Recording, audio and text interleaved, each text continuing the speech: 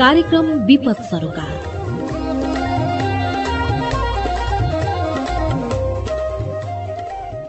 नमस्ते है दाजु, सन्चै हुनुहुन्छ? अहो कमलाजी, नमस्ते नमस्ते। अब आरामै भन्नु पर्यो, बरु भन्नुहोस् तपाईँको के छ खबर? ठिकै छ दाजु, के हुनु र? ल अब एक हप्तामा भेट भएको, एकैछिन बसेर कुराकानी त गर्नै पर्यो नि, होइन र? बरु यो बसी बियालोमा स्वागत छ तपाईँलाई। स्वागत त गर्नुभयो दाजु, खास कुरोको चुरो चाहिँ के होला कुन्नी? अब कुरो गर्दै जाऊँ न, बरु एकछिन पर्खनुहोस् है त। ओडिपीको परियोजना मार्फत विभिन्न कार्यदलहरू नबनेको भए, विभिन्न ठाउँमा सामग्रीहरू भण्डारण नभएको भए हामी भूकम्पको बेला एकदमै हताहत हुन्थ्यो होला। प्राइमेरी हेल्थ केयर कम्युनिटी चाहिँ एकदमै अवेर हुनुपर्छ। कम्युनिटी रेडी भएन भने हामी हस्पिटलमा जति रेडी भयो भने के फरक पर्छ? सबै मान्छे त्यही मर्छ, के मतलब भएर आउनै पुगेन। त्यसले कम्युनिटी रेडी भयो भने हामीलाई हस्पिटललाई नै सजिलो हुन्छ।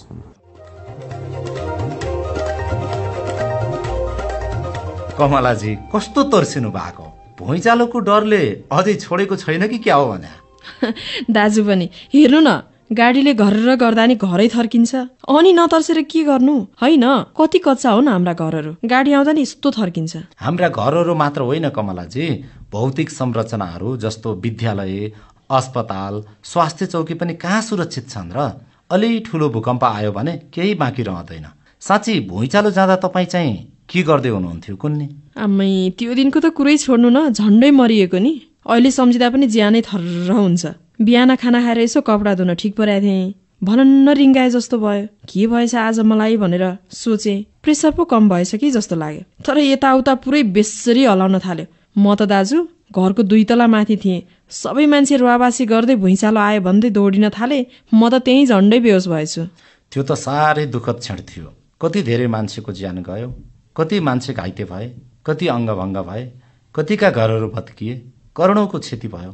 के कुरा गर्नु? त्यही त दाजु, भूकम्पले भत्किएका घरहरू अझै बन्नै सकेका छैनन्। हुन त सरकारले भूकम्प प्रतिरोधी घर बनाउन लागि परेको छ क्यारे। त्यही त, सरकारसँगै अन्य संस्थाहरूले पनि काम गरेका छन्। लोमन्ती, एन्फो तथा अक्सफाम जस्ता सङ्घ संस्थाले अस्थायी आवास बनाइदिएका छन्, शौचालय बनाएका छन्, खानेपानी, स्वास्थ्य तथा सरसफाइका कार्यक्रमहरू गरिरहेका छन्। विपदको पूर्व तयारी, यसको जोखिम व्यवस्थापन जस्ता धेरै कामहरूमा उनीहरूले सहयोग गरिरहेका छन्। हो त, भूकम्प प्रभावितहरूको जनजीविका नै फेरिएको छ नि। घर नहुनेका लागि घर बनेको छ, जीविकोपार्जनका लागि सिपमूलक तालिम सञ्चालन भएका छन्। त्यति मात्रै कहाँ हो र दाजु? समुदाय कसरी सुरक्षित हुन्छ भनेर अभियान नै चलाएका छन्। विपदको पूर्व तयारी कसरी गर्ने, विपदको समयमा के गर्ने, विपदपछिको आपतकालीन समयलाई कसरी व्यवस्थित गर्न सकिन्छ भनेर समुदायमा तयारी पनि हुँदैछ, होइन र दाजु? हो, विपदको के भएर है? फेरि विपद भनेको यो भूकम्प मात्रै पनि त होइन रहेछ। बाढी पहिरो, हुरी बतास, आगलागी, चट्याङ, यो मौसम अनुकूलका विपदका घटनाहरू पनि छन्। अब यसको जोखिम घटाउन समुदाय आफै पनि सक्षम र सचेत हुनुपर्ने बेला हो। तपाईले भनेको कुरा एकदम सही हो दाजु। बरु आपतका बेला स्वास्थ्य क्षेत्रले कसरी सहयोग गर्यो त्यो बारेमा पनि थोरै चर्चा पो गर्ने हो कि? हो, विपद स्वास्थ्य क्षेत्रलाई पनि आउँछ। अस्पताल, स्वास्थ्य चौकी, त्यहाँ काम गर्ने स्वास्थ्य कर्मीहरू, उनीहरूलाई भूकम्पले केही नगर्ने भन्ने त हुँदैन नि। त्यसैले स्वास्थ्य क्षेत्र पनि विपद पर्यो भने के गर्ने, कसरी काम गर्ने भनेर तयारी अवस्थामा रहन आवश्यक हुन्छ। आपतकालीन समयमा बिरामीहरूको उपचारका लागि औषधि, अस्थायी शिविर राख्न चाहिने आवश्यक सामग्रीहरू, शिविरमा पिउने पानीको व्यवस्था, स्वास्थ्य सरसफाई र स्वच्छता प्रवर्धनका कुराहरू अझ धेरै महत्त्वपूर्ण हुन्छन्। गएको भूकम्पको बेला स्वास्थ्य क्षेत्रले समुदायमा धेरै सहयोग पुर्याएको छ। हो त नि है। यो स्वास्थ्य क्षेत्र, अस्पताल, स्वास्थ्य चौकी, स्वास्थ्य कर्मी लगायतले आपतकालीन समयमा कसरी काम गरे होलान्? एकैछिन यो रेडियो सामग्री पो सुन्ने हो कि? विपद एउटा आकस्मिक अवस्था हो। जब विपद आइपर्छ, मानवीय रूपमा होस् या भौतिक रूपमा, यसले निकै क्षति गर्छ। यो विपत्ति कतिखेर आउँछ र तहस नहस पार्छ प्राय कसैलाई थाहा हुँदैन। तर विपदपछि आपतकालीन समयको प्रमुख आवश्यकता भनेको विपदले घाइते भएकाहरूको उपचार गर्नु हो, घाइतेलाई नजिकको स्वास्थ्य चौकी वा अस्पताल पुर्याउनु हो। तर विपद जोखिमका दृष्टिले स्वास्थ्य क्षेत्रहरू पनि पूर्ण रूपमा सुरक्षित छैनन्। यही कुरालाई मध्यनजर गर्दै विगत केही समयदेखि स्वास्थ्य क्षेत्रमा पनि विपद पूर्व तयारी र सावधानीका कार्यक्रमहरू भइरहेका छन्। आपतकालीन अवस्थामा गर्नुपर्ने रेस्क्युहरूको सन्दर्भमा उपचारको सन्दर्भमा लिएर हामीले धेरै कुराहरू जानकारी पाइसकेका छौँ। डिपेको परियोजना अन्तर्गत युरोपियन युनियनको आर्थिक सहयोग तथा अक्सफामसँगको सहकार्यमा विपद जोखिम व्यवस्थापनका लागि एन्फो र लुमन्तीले विभिन्न क्षेत्रहरूमा विपदको पूर्व तयारी र सावधानीका बारेमा कार्यहरू सञ्चालन गर्दै आइरहेका थिए। विपद जोखिमको अवस्था र त्यसपछिको आपतकालीन समय व्यवस्थापन गर्ने विषयमा विभिन्न कार्यक्रमहरू सञ्चालन भइरहँदा 2072 साल वैशाख 12 गते विनाशकारी भूकम्प आयो। महालक्ष्मी नगरपालिका ललितपुरका तुलसी फुलेल भन्नुहुन्छ, आपत विपदका लागि भनेर भण्डारण गरेर राखिएका सामग्रीहरूको कारण भूकम्पपछिको आपतकालीन समयमा धेरै मान्छेहरूको ज्यान बच्यो। भूकम्प अगाडि हामीलाई डिपीको परियोजना मार्फतै सामग्री भण्डारणहरू थियो। सामग्री भण्डारण गर्नको लागि ठाउँ ठाउँमा घरहरू पनि बनाइएको थियो। यो डिपीको परियोजना मार्फत विभिन्न कार्यदलहरू नबनेको भए, विभिन्न ठाउँमा सामग्रीहरू भण्डारण नभएको भए हामी भूकम्पको बेला एकदमै हताहत हुन्थ्यो होला, धेरै व्यक्तिहरूको ज्यान जान्थ्यो होला। महालक्ष्मी नगरपालिकाकी तुलसी फुलेल मात्र होइन, विपद व्यवस्थापन समिति कीर्तिपुरका किरण कुमार मानन्दरसँग पनि उस्तै खालको अनुभव छ। उहाँले विपदका ठूला घटनाले पार्ने प्रभाव र जोखिम कम कसरी गर्ने भन्ने बारेमा विगतदेखि अभ्यासहरू गर्दै आउनुभएको थियो। ती तालिम तथा जनचेतनाका कार्यक्रम र सामग्री भण्डारण कार्यले धेरै सहयोग पुर्याएको थियो। विगत 3-4 वर्षदेखि हामीले भूकम्प सम्बन्धी धेरै तालिमहरू गरिरहेका थियौँ र त्यसै अन्तर्गत हामीले कीर्तिपुरमा धेरै कृत्रिम अभ्यासहरू पनि सञ्चालन गरेका थियौँ। जस्तै प्राथमिक उपचार, खोज तथा उद्धार कार्यदलहरूलाई लिएर हामीले धेरै ठाउँमा खोज्ने, उद्धार गर्ने तथा प्राथमिक उपचारहरू गर्ने कामहरू हामीले गर्यौँ। लुमन्तीले अक्सफामले दिएका सामानहरू प्रयोग गरेर हामीले गर्यौँ भनेदेखि बाहिरबाट आउनुपर्ने मान्छेहरू हामीले कुरेर बस्नु परेनौँ। आपतको घडी जसलाई पनि पर्न सक्छ, तर भूकम्पको विपत्ति अत्यन्त भयानक र विनाशकारी हुन्छ। यस्तो आपतका बेला समुदायको उद्धार गर्ने पहिलो निकाय समुदाय नै हुन्। विपदपछिको आपत्तिजनक अवस्थालाई व्यवस्थित गर्नु निकै ठूलो आवश्यकता हो। अझ जोखिममा परेका घाइते तथा बिरामीको प्राथमिक उपचार र उनीहरूको जीवन रक्षा गर्ने कुरा झनै महत्त्वपूर्ण हुन्छ।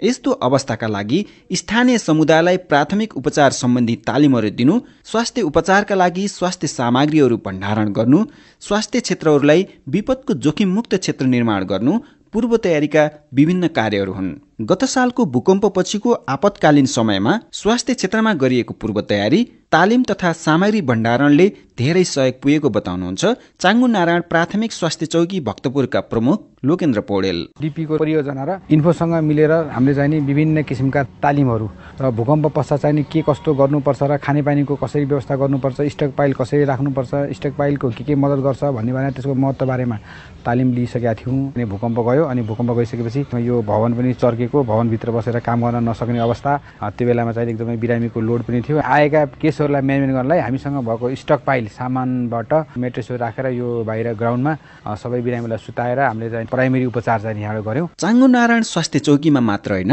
कीर्तिपुरको विष्णुदेवी प्राथमिक स्वास्थ्य चौकीका स्वास्थ्य कर्मीहरू पनि तयारी अवस्थामा थिए।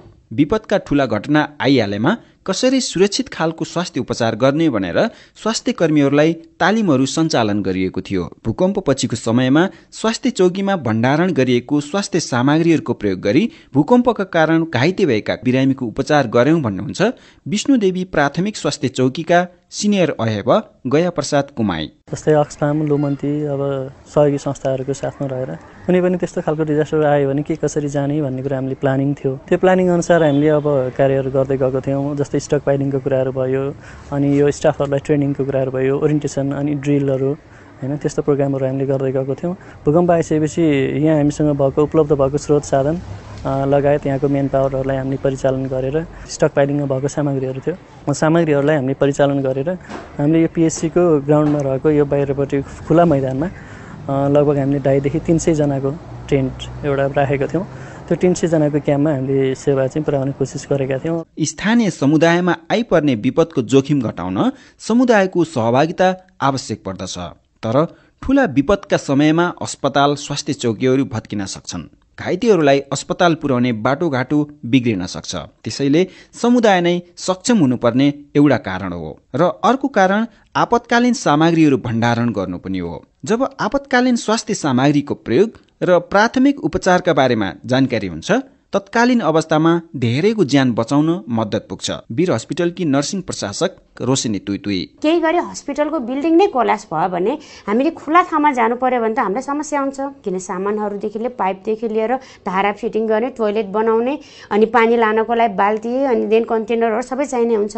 त्यसको लागि चाहिँ हामीले डिपोको अन्तर्गत चाहिँ एन्फोले चाहिँ हामीलाई एउटा सामानहरूको कन्टेनर दिनुभएको छ, जसमा चाहिँ हामीलाई चाहिने जुन विपदको बेलामा चाहिने सबै सामानहरू चाहिँ प्रिपोजिसनिङ छ। ठूला विपदले अस्पताल, स्वास्थ्य चौकी जस्ता स्वास्थ्य संस्थाहरूमा पनि क्षति पुग्न सक्छ। त्यस्तो आपतकालीन समयमा स्वास्थ्य शिविर स्थापना गरी बिरामी तथा घाइतेको उपचार गर्न सकिन्छ।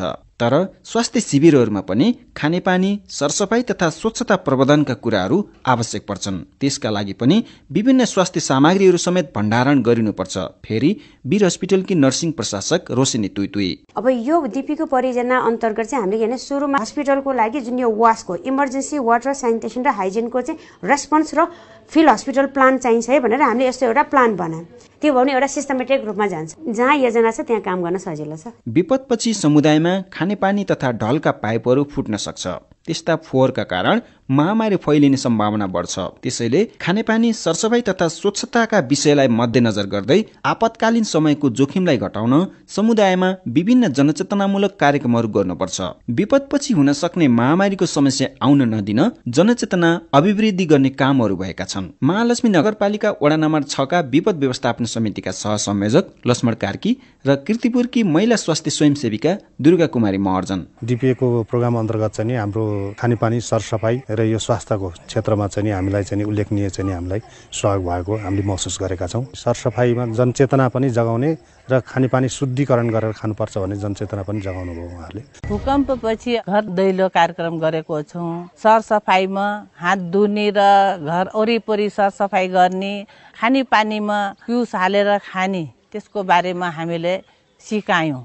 अव्यवस्थित शहरी विकास, बढ्दो जनसङ्ख्याको चाप, मौसम परिवर्तन र भौगोलिक कारण पनि विपदजन्य जोखिमका घटनाहरूको सम्भावना बढिरहेको छ। यसरी दिनौं बढ्दै गएको विपदका विभिन्न घटनाहरूको जोखिम कम गर्न समुदायलाई नै सक्षम बनाउनु पहिलो आवश्यकता हो। यस्ता कार्यमा डिपेको परियोजना अन्तर्गत युरोपियन युनियनको आर्थिक सहयोगमा अक्सफाम तथा एन्फो र लोमन्ती जस्ता संस्थाले स्थानीय निकायहरूसँग सहकार्य गरी पूर्व तयारी र सावधानीका कार्यहरूलाई मूल प्रवाहीकरण गर्दै आएका छन्। जिल्ला जनस्वास्थ्य कार्यालय भक्तपुरका जनस्वास्थ्य निरीक्षक उमेश चन्द्र धौबडेल। डिपिएको परियोजना अन्तर्गत चाङनारायण झौखेल र दुवाकोटमा चाहिँ त्यहाँको समुदायहरूलाई, स्वास्थ्य कर्मीहरूलाई ट्रेनिङ दिएको थियो, एमसीएम प्लानहरू बनाइएको थियो र डिपिएको परियोजना अन्तर्गत सम्पूर्ण सामानहरूको इन्स्टलमेन्टहरू त्यहाँ गरिएको थियो। भूकम्प आउने बित्तिकै हाम्रा स्वास्थ्यकर्मीहरू तत्कालै त्यो ठाउँमा परिचार भएर त्यो जुन चाहिँ स्टक पाइल गरेका सामानहरूले तत्कालै त्यो ठाउँमा चाहिँ सेवा राहत दिनलाई चाहिँ एकदमै सहज भएको थियो र जसले गर्दाखेरि त्यहाँका जनताहरूले प्रत्यक्ष लाभहरू चाहिँ लिएको थियो। विपद र विपदपछिको समयलाई मध्यनजर गर्दै गरिएका यी प्रयासहरू निकै प्रशंसनीय छन्। तर समुदायमा कुनै पनि बेला र अवस्थामा विभिन्न प्रकोपका घटनाहरूको जोखिम आइलाग्न सक्छ। त्यसको क्षति घटाउन वा यसको व्यवस्थापन गर्न देशका विभिन्न भूभागहरूमा समेत पूर्व तयारी र सावधानीका कार्यक्रमहरू गरिनु आवश्यक छ, जसले सुरक्षित समुदाय निर्माण गर्न सहयोग पुग्दछ।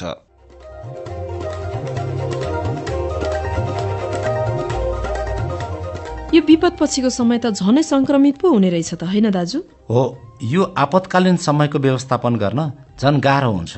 त्यतिखेर कसैको दिमागले पनि झट्ट काम गर्दैन। सबै अत्तालिएका हुन्छन्। घाइते बिरामीहरूको उद्धार गर्नु, प्राथमिक उपचार गर्नु, अस्पताल वा स्वास्थ्य चौकी पुर्याउनु, उनीहरूको जीवन रक्षा गर्नु विपदपछिको एकदमै महत्त्वपूर्ण काम हो। तर दाजु, अघि तपाईँले भन्नुभएको थियो नि, यस्तो विपदका बेला त अस्पताल, स्वास्थ्य क्षेत्र पनि जोखिममा परेका हुन सक्छन्। अस्पताल, स्वास्थ्य चौकीका भवनहरू पनि ढल्न सक्छन्, भत्किन सक्छन्, औषधिहरू बिग्रिन सक्छन् भनेर यस्तो बेला स्वास्थ्य कर्मीहरूले चाहिँ कसरी काम गर्छन्? अब यस्तो बेला घाइते बिरामीहरूको उपचार नगरी पनि भएन नि, होइन? त्यही आपतकालीन अवस्था आउन सक्छ भनेर नै यसको पूर्व तयारी गर्ने हो भनेको। जोखिमयुक्त क्षेत्रको पहिचान गर्नुपर्छ भनेको यस्तै बेलाको लागि हो नि विशेष तयारी गर्नुपर्ने। किनकि सबै स्वास्थ्य क्षेत्रहरू पनि विपद जोखिमका दृष्टिले पूर्ण सुरक्षित छैनन्। यो कुरा त बुझे दाजु। यो स्वास्थ्य क्षेत्रलाई सुरक्षित क्षेत्र निर्माण गर्न के कति कामहरू भएको छ? यो अस्पताल, स्वास्थ्य चौकी भनेको अन्य अवस्थामा जस्तै आपतकालीन अवस्थामा पनि 24 घण्टा सजग र सतर्क हुनुपर्छ। त्यही भएर यो स्वास्थ्य क्षेत्रलाई जोखिम मुक्त, सुरक्षित क्षेत्र बनाउनुपर्छ। तर स्रोत साधनको अभावका कारण हाम्रा स्वास्थ्य क्षेत्रहरूमा अझै विपदको पूर्व तयारीका कार्यक्रमहरू पुग्न सकेका छैनन्। तर विगत केही वर्षदेखि काठमाडौँ उपत्यकाका केही समुदायहरूमा पूर्व तयारीका कामहरू भइरहेका छन्। त्यो चाहिँ हो डिपेको परियोजना अन्तर्गत युरोपियन युनियनको आर्थिक सहयोग तथा अक्सफामसँगको सहकार्यमा विपद जोखिम व्यवस्थापनका लागि एन्फो र लोमन्तीले काम गर्दै आइरहेका छन्। अनि अस्पताल, स्वास्थ्य चौकी, स्वास्थ्य कर्मीहरू अथवा समुदायलाई पनि यसको बारेमा जानकारी सूचनाहरू प्रवाह गर्नुपर्छ होला नि, होइन र? स्वास्थ्य क्षेत्रमा पनि त आपतकालीन समयका लागि स्वास्थ्य सामग्रीहरू भण्डारण गर्नुपर्ने होला। हो, ठूला विपदका समयमा अस्पतालहरू भत्किन सक्छन्, घाइतेहरूलाई अस्पताल पुर्याउने बाटो बिग्रिन सक्छ।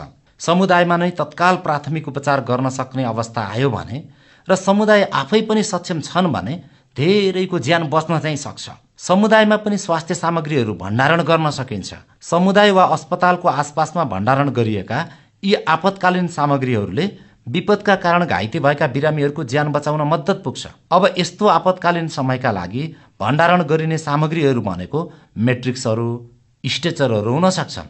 अस्थायी शिविरका लागि त्रिपालहरू, औषधिहरू, उपचारका सामग्रीहरू, साथै खानेपानी तथा सरसफाइका सामग्रीहरूको पनि उचित व्यवस्था हुनु पर्यो। भनेपछि स्वास्थ्य संस्थाहरूमा पनि आपतकालीन अवस्थाका लागि भनेर खानेपानी, सरसफाइ तथा स्वच्छता प्रवर्धनका विभिन्न सामग्री पनि भण्डारण गर्नुपर्ने होला जस्तो लाग्यो है मलाई। हो, अब सुरक्षित स्वास्थ्य क्षेत्र निर्माण गर्ने जिम्मेवारी हाम्रै हो। समुदाय, सामाजिक संस्था, स्वास्थ्य संस्थाहरू अझ जिम्मेवार निकायहरू हुन्।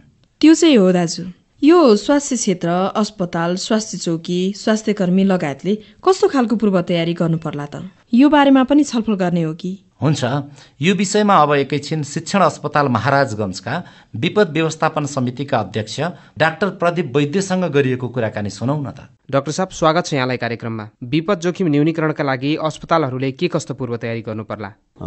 जसमा चाहिँ सबभन्दा पहिला हस्पिटललाई प्रिपेयर गर्नुपर्ने कुराहरूमा पहिला अवेरनेस हुनु पर्यो। किन गर्नलाई, कसो गर्ने, अलिकति ट्रेनिङ हुनु पर्यो। पहिला ट्रेनिङ नभइकन के पनि गर्न सकिन्न। ट्रेनिङ भएपछि डिजास्टर प्लान एउटा बनाउनु पर्यो। डिजास्टर प्लानमा चाहिँ आफ्नो स्ट्रक्चर, हस्पिटल कस्तो छ भनेर चेक गर्नै पर्छ। त्यसमा कस्तो हुन्छ भने लास्ट टाइम भूकम्पमा धेरैवटा हस्पिटलबाट बाहिर निस्किनु पर्यो। पहिल्यै आफ्नो हस्पिटल चेक गरेर आए भए या रेट्रोफिटिङ गरिसकेको भएको भए त्यो हस्पिटलबाट बिरामीहरू चाहिँ बाहिर निस्किनु पर्ने हुन्थ्यो। या चाहिँ निस्किनु पऱ्यो पनि अपरेसन थिएटर र आइसियु जस्तो मेन सेन्टरहरू चाहिँ त्यही काम लाग्थ्यो। जस्तै टिचिङ हस्पिटलमा हाम्रो 2 घन्टामा 2.5 घन्टामा हाम्रो मेन अपरेसन सुरु भइसकेको थियो, किनभने हामी बाहिर निस्किनु परेन। हाम्रो जहाँ छ त्यही अपरेसन चल्यो। त्यो चाहिँ हस्पिटल स्ट्रक्चर छ। अर्को चाहिँ त्यसैले हस्पिटलहरू चाहिँ बनाउँदाखेरि चाहिँ बिल्डिङ कोड चाहिँ फलो गर्नुपर्छ। सेकेन्ड चाहिँ हाम्रो नन स्ट्रक्चरहरू, रेट्रोफिटिङहरू गर्ने भनेको कुराहरू, सानो सानो कुराले मान्छेलाई इन्जर गरेर उसको कामबाट वञ्चित गराउँछ। त्यो हस्पिटल चाहिँ स्ट्रक्चर चाहिँ सबभन्दा इम्पोर्टेन्ट हो। नभए चाहिँ फिल्डमा गएर भेन्टिलेसन पेसेन्टहरूलाई, आइसियुको पेसेन्टहरूलाई अपरेसनमा गर्ने एकदमै मुस्किल हुन्छ। समुदाय स्तरबाटै स्वास्थ्य क्षेत्रमा के कस्तो पूर्व तयारी हुन जरुरी छ त? मेरो विचारमा त कम्युनिटी बेस सबभन्दा इम्पोर्टेन्ट हो। तपाईँ याद गर्नुहोस्, अस्ति भूकम्पमा पनि फर्स्ट 2 डेजलाई 2 दिनसम्म आफ्नो घरमा भत्कियो भने आफै मेहनत गर्नुपर्छ, आफ्नै कम्युनिटीले हेल्प गर्नुपर्छ। आफ्नो घरमा कम्युनिटीको प्लान बनाउने कि कम्युनिटीले कसरी हेल्प गर्ने भनेर बनाउने कि, र त्यहाँको प्राइमेरी हेल्थ केयरलाई पनि त्यति नै इम्पोर्टेन्स दिनुपर्छ। प्राइमेरी हेल्थ केयरमा ग्रिन पेसेन्टहरू बनाए, जुन चाहिँ मल्लमपट्टि लाएर फर्किनु पर्ने पेसेन्टहरूलाई त्यहाँ राम्रोसँग ट्रिट गरेन भने सबै काठमाडौँ गइदिन्छ। काठमाडौँ पुगेपछि हरेक हस्पिटलमा 50 जना पेसेन्ट चाहिँ सिरियस छ, अनि 2000 चाहिँ नन सिरियसली हुल गरेर काम गर्नै नदिने हुन्छ।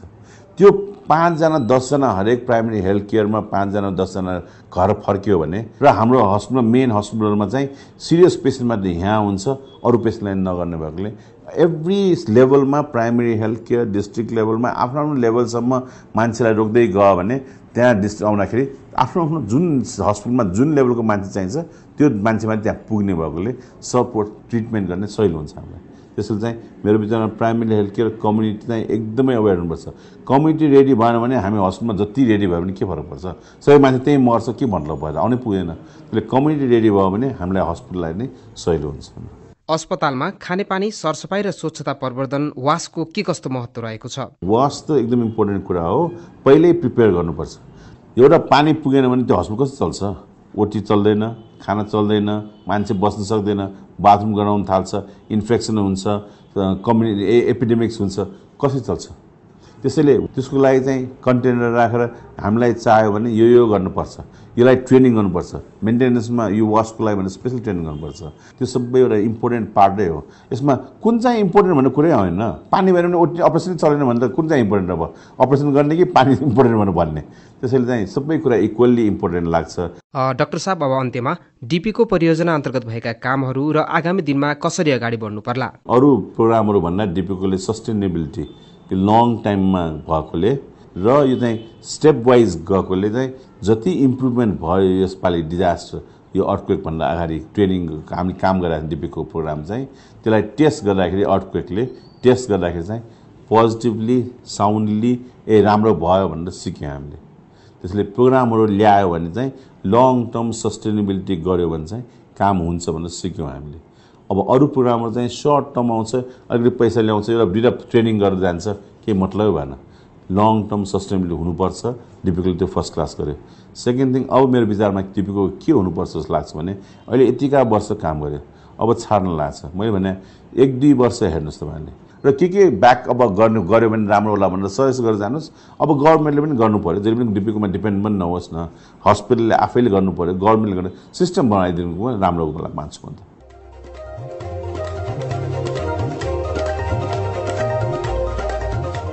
दाजु, यतिका बेर हामीले आपतकालीन समयमा स्वास्थ्य क्षेत्रको भूमिका र यसको पूर्व तयारी विपद व्यवस्थापनको बारेमा धेरै छलफल गर्यौं। अनि दाजु, यो विपद पछिको समयमा समुदायमा स्वास्थ्य सरसफाई त झनै महत्त्वपूर्ण कुरा हो, होइन र? हो। यसको अभावमा झाडा पखाला, आउँ, हैजा जस्ता सरुवा रोगका महामारीहरू फैलिन सक्छन्। विपदका बेला समुदायमा खानेपानी तथा ढलका पाइपहरू फुटेर खानेपानी फोहोर हुन सक्छ।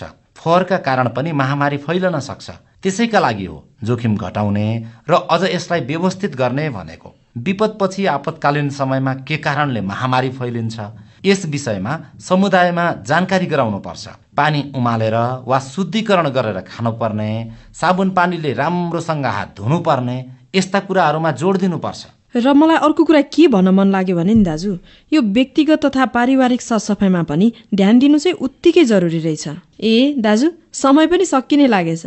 लौ, आजलाई चाहिँ यति नै गर्ने हो कि? लौ ठिक छ। जे हो, हामीले आज अत्यन्तै महत्त्वपूर्ण विषय विपद पछिको आपतकालीन समयमा स्वास्थ्य क्षेत्रले कसरी काम गर्यो अनि यो स्वास्थ्य क्षेत्रलाई विपदका पूर्व तयारीका दृष्टिकोणले कसरी सुरक्षित राख्न सकिन्छ, स्वास्थ्य क्षेत्र अनि समुदायको के भूमिका हुन्छ भन्ने विषयमा कुरा गर्यौं। कुरा चाहिँ गर्यौं, यस्ता कुरालाई साँच्चीकै व्यवहारमा पनि लागू गर्नुपर्छ है। साँच्चै यो कार्यक्रम कस्तो लाग्यो कुन्नी तपाईलाई?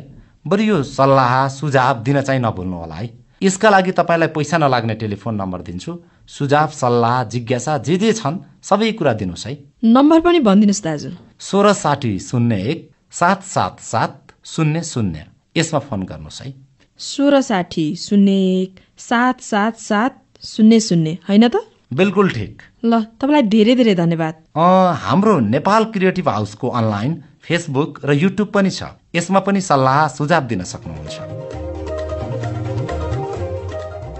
यति बेलासम्म हामीले डिपेको परियोजना अन्तर्गत युरोपियन युनियनको आर्थिक सहयोग तथा अक्सफाम संघको सहकार्यमा गरिएका विभिन्न क्रियाकलापका विषयमा कुराकानी गर्यौं। हामीलाई सहयोग पुर्याउने व्यक्ति तथा संघ संस्थाहरूप्रति हामी आभारी छौं। हस् त दाजु, अर्को हप्ता फेरि भेटौँला अनि यस्तै महत्त्वपूर्ण विषयमा कुराकानी गरौँला। आजलाई चाहिँ बिदा मागौँ। हुन्छ त, आफूले जानेको कुरा अरूलाई पनि सिकाउँदै गर्नु। हुन्छ, नमस्कार। हस् त, नमस्ते दाजु। नमस्कार।